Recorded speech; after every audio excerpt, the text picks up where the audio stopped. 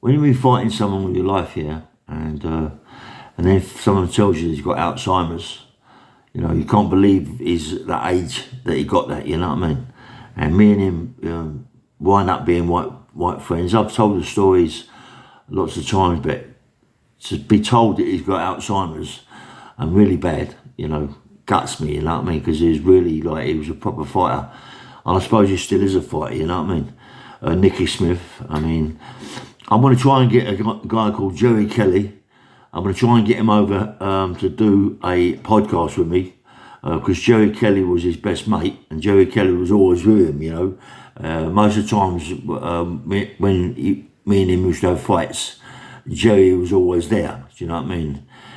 Me and Terry see Jerry Kelly about 4 months ago over at Greenford, and we just said to him that it'd be a good thing for you to come over and see Ray and do a podcast. So when Terry comes over today to see me, I'm going to get him to phone Jerry Kelly. He's got Jerry Kelly's number, and go and pick him up and bring him back here and do, maybe not today, maybe a couple of days time or whatever, but do a podcast. That'd be really good, because he remembers so much. He remembers outside Woolworths, outside the boxing club, when Nicky drove a car at me, tried to kill me, do you know what I mean? And being hit over the head with lead.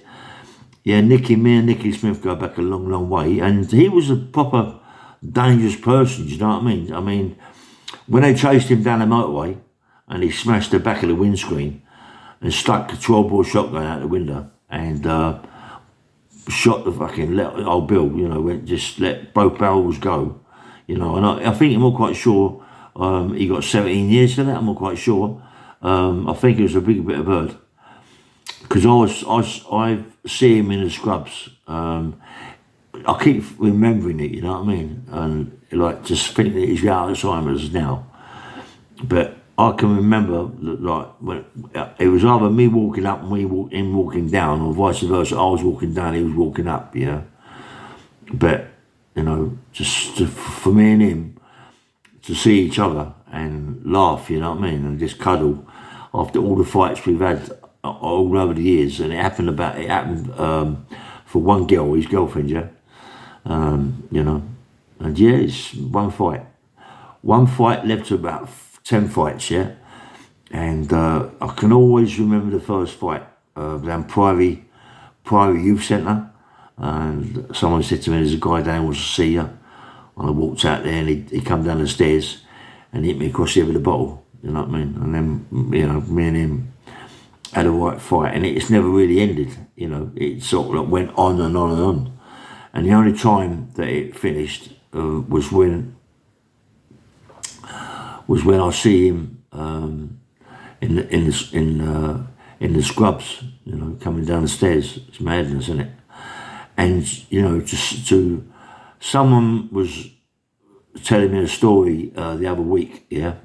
I ain't gonna tell the guy's name, but someone was telling me a story the other week that they was down at the Free Seas Club in Chiswick High Street, and Nicky was in there with a submachine gun. I swear, he was in there with a submachine gun, but he was after asking people, does anybody know, not proper people, he was trying to get ammo for it. He's mad, mate. He was more likely to shoot me, you know what I mean? He was a proper nutcase, but dangerous, but well respected, mate. I'm gutted that me and him ended up enemies, but then we wound up after all them years of fighting as good friends. Anyway, Nicky Smith, mate, if you're there, and you maybe can listen to me, mate, all the best, and I hope you get I don't think you get better, but I hope it sort of calms down for you, right, mate? The Alzheimer's. Take care, and thanks very much, Johnny Harding. John, I tell you what, I'd love to be able.